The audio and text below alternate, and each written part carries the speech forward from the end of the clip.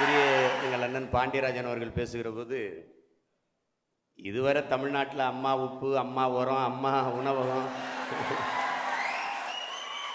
அதான் இருந்துச்சு. இப்போ இந்த வரி, ஜிஎஸ்டி வரியும் அம்மா வரி தான் இப்போ தான் நமக்கு தெரியுது.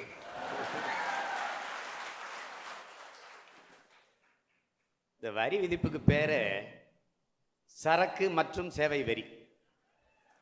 சரக்குக்கு மட்டும் இல்லை வரி.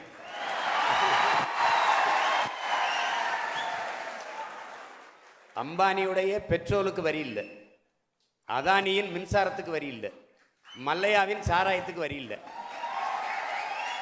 ஆனா ஒரு ஓலை குடிசையில் ஒரு 7 அப்பத்தாம் உடையிற ஓலைக்கொட்டானுக்கும் ஊறுகாய்க்கு வரி இருக்கு.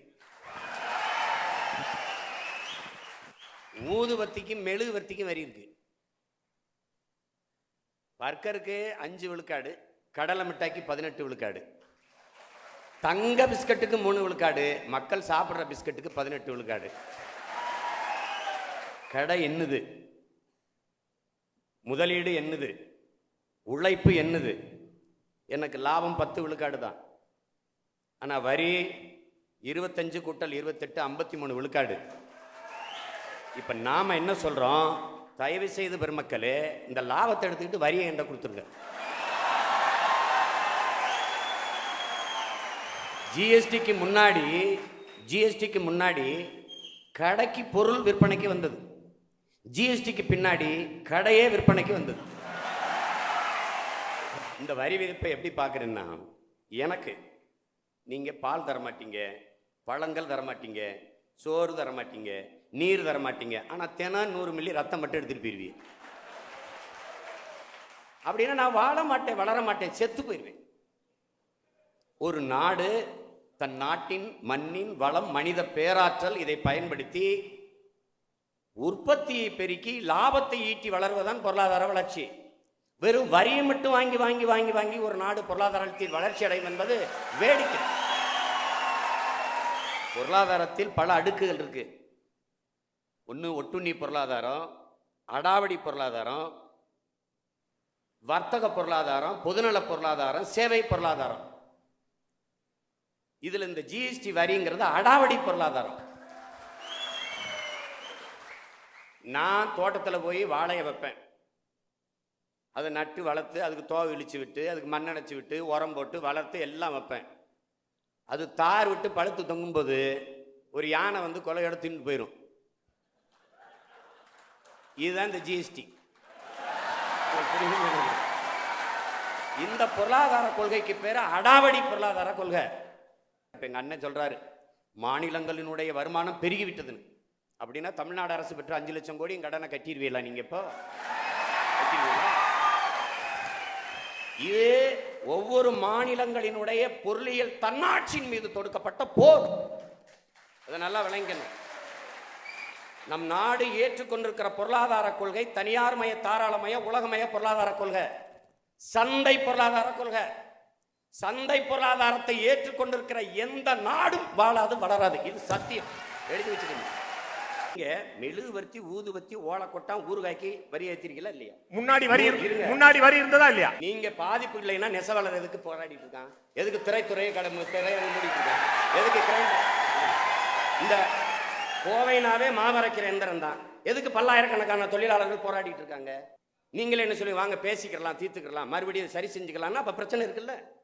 நாம என்ன கேட்கிறோம், 5 விழுக்காடு ஜிஎஸ்டி விதிக்கிற கனடா, அது அந்த மாநிலங்களுக்கு முன்னுரிமை கொடுக்குது. என்ன சொல்றது, அந்த மாநில அரசுகள் 7 இருந்து 12 விழுக்காடு வரி விதிச்சுக்கலாம்.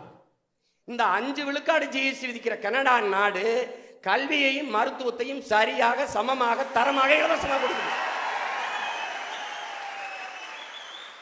என் நாடு அதை தருமா? இந்த கேள்வி. நான் என்ன கேட்கிறேன், இந்த வரியை நீங்க எடுத்துக்கிறீங்க, 28 எடுங்க, 30 கூட எடுத்துக்கிறீங்க, இது என்னவாக எனக்கு எந்த வடிவத்தில் திருப்பி வரும்? என்னவா வரும்? இந்த வரியை எடுத்துக்கிறீங்க, சுங்க வரியவா தூக்குங்க. 50 கிலோமீட்டருக்கு 50 ரூபா கப்பங்கட்டி கடந்து வரோம்ல, அதுவும் முடியல. ஜிஎஸ்டிக்கு திருக்குறளை எதையுமே நம்ம பாட்டன் பாடாம போயிட்டாரோன்னு நினைச்சோம்.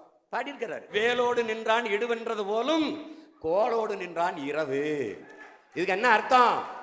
நள்ளிரவுல சாமத்துல ஆயுதத்தை வச்சு மிரட்டி மக்கள்கிட்ட பணத்தை பறிக்கிற திருடன் செய்யற செயல் எவ்வளவு கொடுமையானதோ, அதுபோல நள்ளிரவில் சட்டம் இயற்றி மக்கள்கிட்ட அநியாயமா வரி விதிப்பதும் அதை போல கொடுமையானதும்.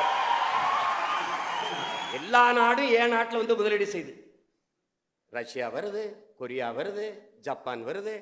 ஆனால் இது எந்த நாட்டிலேயாவது ஏன் நாடு முதலீடு செஞ்சிருக்கா? இல்ல. ஆனா ஏன் நாடு முதலீடு செஞ்சிருக்கு எங்க? சுவிஸ் வங்கியில்.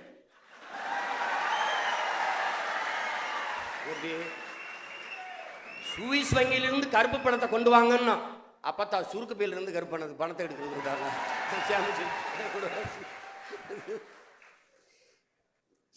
ஜிஎஸ்டி நாங்க என்ன வரியே வேணான்னு சொல்லல, வரியே வேணான்னு சொல்லல. எங்க அண்ணன் மதிப்பிற்குரிய என் அண்ணன் மகேந்திரன் அவர்கள் குறிப்பிட்டது போல காந்திய சுதேசி, காந்திய சுயராட்சியம், அதான் என்ன இருக்கோ அது, அதான் தற்சார்பு. இந்த தற்சார்பு பொருளாதார கொள்கையை வகித்த காந்தியினுடைய உதவியாளர் ஐயா ஜேசி குமரப்பா சொல்றாரு, வரி என்பது வளர்ந்து விட்ட மரத்தை வெட்டி கரியாக்குவது போல வரி இருக்கக்கூடாது. அப்ப எப்படி இருக்கணும்? அந்த மரத்தின் நன்கு கனிந்த கனியை மரத்திற்கு வலிக்காமல் பறிப்பது போல மக்களிடத்தில் வரியை பெறணுங்கிறாங்க. பண மதிப்பிழப்பில் என்ன சொன்னாங்க? பொறுத்திருந்து பாருங்கள், 6 மாசத்தில் நாடு சொர்க்கமாக போகிறது, எங்கேயோ போகிறீர்கள் எல்லாம். கடைசியா வளரும் நாடுகள் பட்டியலில் இருந்தே நம்ம நாட்டை தூக்கிட்டான்.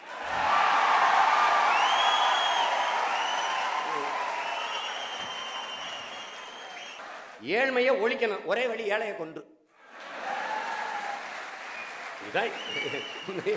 இவங்களுடைய தத்துவ நிலைப்பாடு. அத்தியாவசிய பொருளுக்கு வரி இல்லைங்கிறீங்க, ஆனால் மூலப்பொருளுக்கு தான் வரி விதிச்சிருக்கோம் அப்படிங்கிறீங்க. மூலப்பொருளை கொண்டு உற்பத்தி செய்யப்படுற அத்தியாவசிய பொருளின் விலை ஏறுமா ஏறாதா? அதான் கேள்வி. நீங்க மூலப்பொருளுக்கு தான் அத்தியாவசிய பொருளுக்கு நீங்க இருங்க. எதுவுமே பிராண்டட் பாக்கெட்ல வந்தா விலைங்கிறீங்க.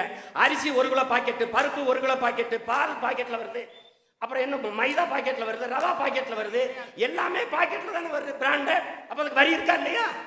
அத்தியாவசிய பொருளுக்கு வரி இல்லைன்னா, அத்தியாவசிய பொருளுக்கு நீங்க வரி விதித்தால் நீங்க வரி இல்லைன்னு சொல்றதுக்கு பெருமைப்படக்கூடாது, சிறுமைப்படணும். கல்வி மருத்துவத்துக்கு வரி இல்ல, சேவை. ஆமா சேவை. யாருக்கிட்ட இருக்கு கல்வி மருத்துவமும்? அதான கேள்வி. எல்லாம் தனியார் மயம், தாராள மயம்னா அரசின் வேலை என்ன? கல்வி தனியார் மயம், தண்ணீர் தனியார் மயம், சாலை தனியார் மயம், போக்குவரத்து தனியார் மயம், மருத்துவம் தனியார் மயம். அரசின் வேலை என்ன? கமிஷன் வாங்கிட்டு கையெழுத்து போடுறதா? என்ன வேலை?